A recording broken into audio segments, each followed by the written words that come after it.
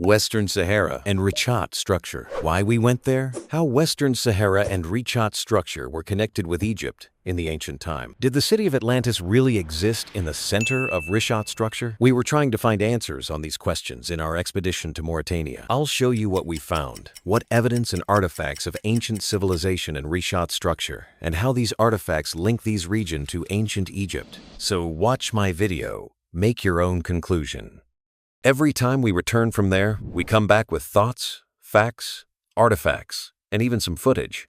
This time was no different, wasn't fundamentally different from my first trips, but I was able to bring back a lot, both in terms of new ideas and physical discoveries that can be shared. First and foremost, I'd like to tell about the region where our search took place. Looking at the image I've displayed on the screen, it seems like an endless desert. Is it all like that? Or are there more lively areas? There are indeed more lively areas.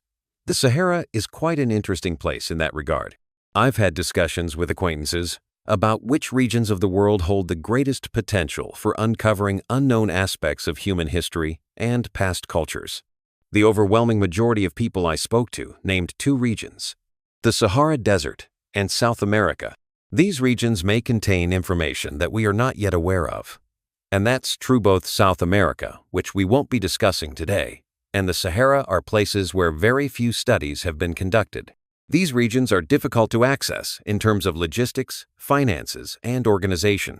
Additionally, the harsh climate raises the question: why would non-professionals, who aren't archaeologists or historians, venture there? The chances of finding something on your own are quite low due to the extreme environmental conditions. As it turns out, there are approximately 45 archaeologists working across the entire Sahara, and most of them aren't engaged in fieldwork. They mainly hold administrative positions. They are museum curators or specialists in historical studies, but they don't actively participate in excavations. Essentially, there are almost no official archaeological excavations in the Sahara. At best, when natural resources are discovered and extraction begins, archaeology is mandated by protocol. But beyond that, not much is done. When we first visited the museum in Nouakchott, it became very clear just how little the Sahara has been studied. Even though there are countless ancient artifacts literally lying around in the desert, the museum had very few of them on display. This highlights how unique the Sahara is. From childhood, most people who haven't studied it in depth tend to think of the Sahara as an endless kingdom of sand, believing that it has always been that way. But this is not entirely true. This was a clear example, because there are an incredible number of ancient artifacts scattered across the Sahara, literally lying underfoot. Guys, please feel free to like my video and subscribe my channel. Your support and your feedback are extremely important for us. Thank you. However, in Nouakchott, these artifacts were practically absent in the museum displays. This makes the Sahara Desert unique for another reason. Many people who haven't studied the Sahara in depth since childhood think of it as an endless sea of sand, believing that it has always been like this. But that is not entirely true. From a geological standpoint, the Sahara is not just a sandy desert, it is a predominantly rocky desert. However, climatologists have confirmed that less than 10,000 years ago, the Sahara was a lush savanna. There is evidence to support this.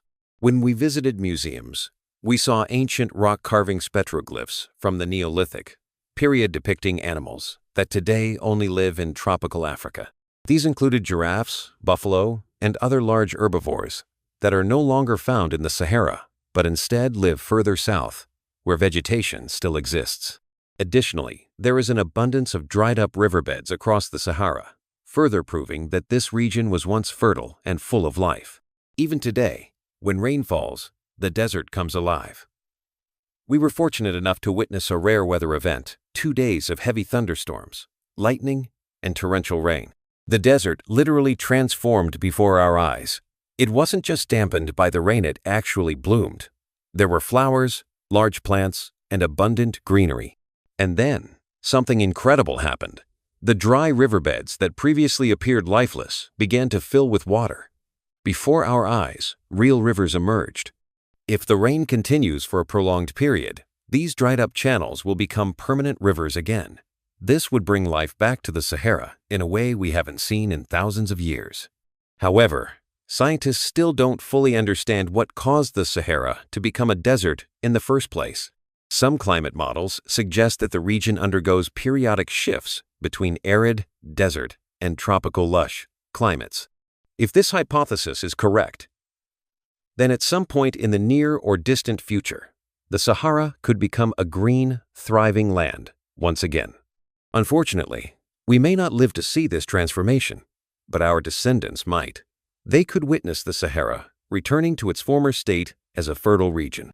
In this sense, the Sahara is an incredible place, and it is highly likely that a significant population lived here in the relatively recent past. How do I assess the current situation in this region of Mauritania?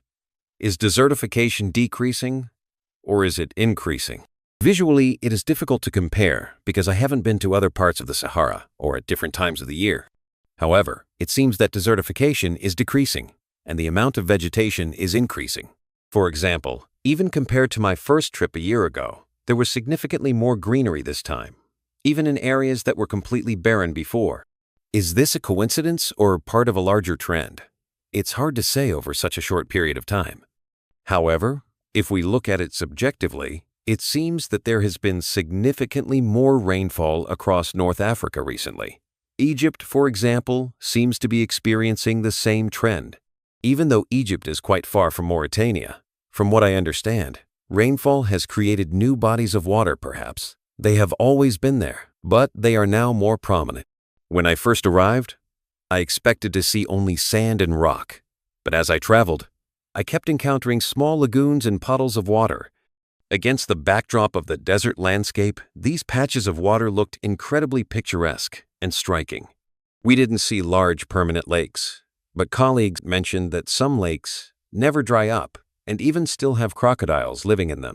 Although these lakes were outside of the areas we visited, we did see deep, non-drying lagoons that sustain life. We even observed small freshwater shrimp and tiny fish, an incredible sight in the middle of the desert. Seeing life thriving in such an extreme environment was truly fascinating. Ancient artifacts are literally scattered across the desert because there is no soil layer to bury them. They simply remain on the surface. This time, one artifact was found by our driver and another by our guide just while walking through the desert. The artifacts are varied. Some show signs of Neolithic craftsmanship, while others appear to be Paleolithic tools. We tried to estimate the age of these artifacts. The artifacts range in age from 5,000 to 7,000 years old, with some possibly dating back as far as 60,000 years. Since there are no stratified soil layers in this region, dating the artifacts precisely is difficult. Instead, researchers compare them with known artifacts from similar time periods to estimate their age. The dating of these artifacts is based on comparative analysis, matching them with other artifacts that have been dated using indirect methods. Since the Sahara lacks soil stratification, dating through sediment layers is not possible. Instead, archaeologists compare similar objects that were found in documented layers elsewhere to estimate the possible time period for these finds.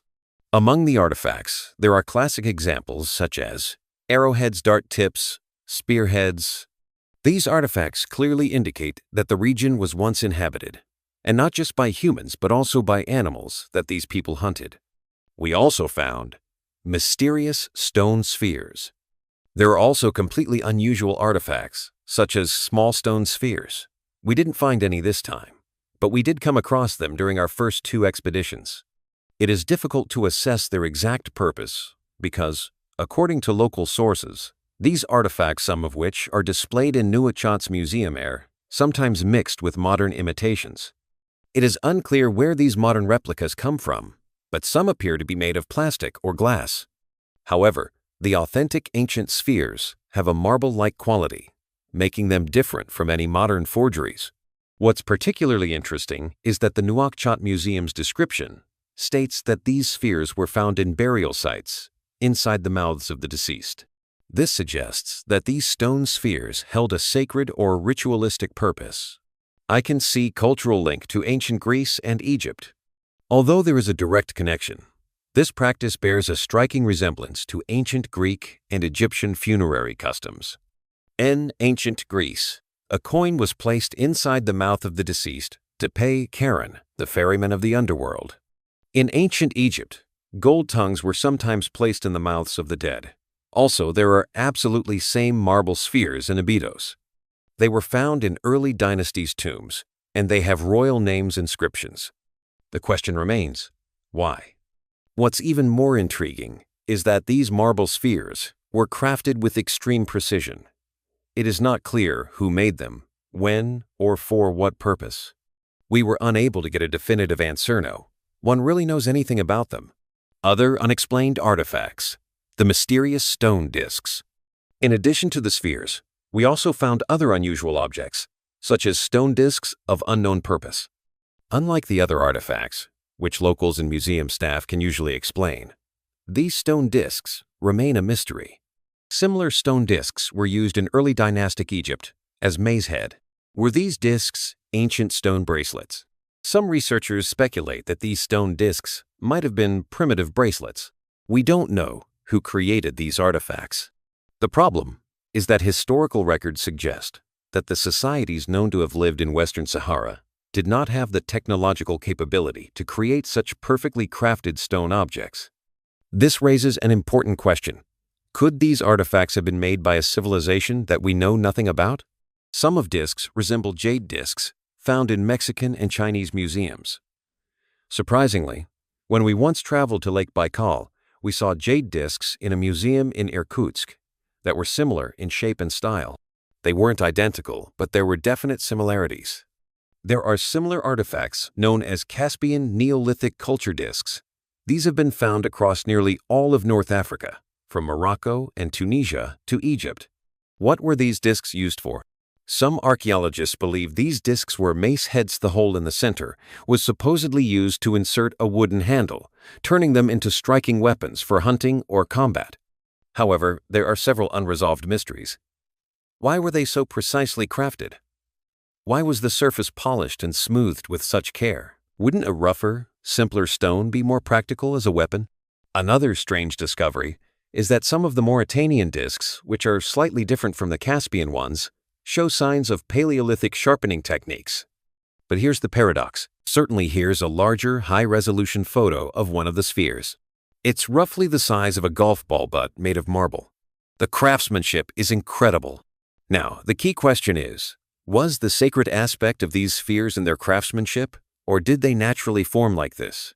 I've heard a theory that marble can sometimes form into spherical shapes naturally. I'm not a geologist, so I can't comment on that. But if these spheres were man-made, then they were crafted with extreme precision. The level of craftsmanship is far beyond what we associate with primitive hunter-gatherers. This challenges the way we traditionally view the people who lived in Western Sahara. Were these discs used by an even older civilization? If these markings really are from the Paleolithic era, it could mean that similar discs already existed in this region long before the Neolithic period. Later civilizations may have found them and repurposed them for their own use. This raises an even bigger question. Who made the original discs, and how old could they truly be? For comparison, here is one of the discs found in Mauritania, which is currently under examination. It is clear that this disc has been sharpened in specific areas. There are visible chipped edges, suggesting that it was used for something perhaps as a tool for striking. However, what stands out the most is that both the inner and outer diameters of the disc are very well crafted. This raises a key question. Why would people who primarily used crude stone chopping tools suddenly produce such finely polished objects? For instance, take a look at Paleolithic stone chopping tool 7 in the Neolithic period. People never overcomplicated their tools. They would shape stones just enough for practical use, but they never polished or smoothed them to such a degree. And yet, in this case, we clearly see high levels of polishing and smoothing. So, why were these discs crafted with such precision? To this day, no one knows their exact function. The most interesting part? Even local experts have no idea what they were used for. Some have speculated that these discs might have been bracelets, but that interpretation seems highly unlikely. To use an analogy, just because you can put a pen in your nose doesn't mean pens were invented for that purpose. Similarly, Just because some discs might fit around a wrist doesn't mean they were originally designed as bracelets. At the very least, some of these discs must have had a specific purpose, but we can only speculate about what that might have been. One thing is clear: these artifacts were later reused by other cultures. Perhaps later tribes used them as tools or wore them in some way, but their original purpose remains unknown. Okay, thank you for watching my video, but it is only the first part. I'll show you more breathtaking evidence of ancient civilization or even the city of Atlantis' existence in my next videos.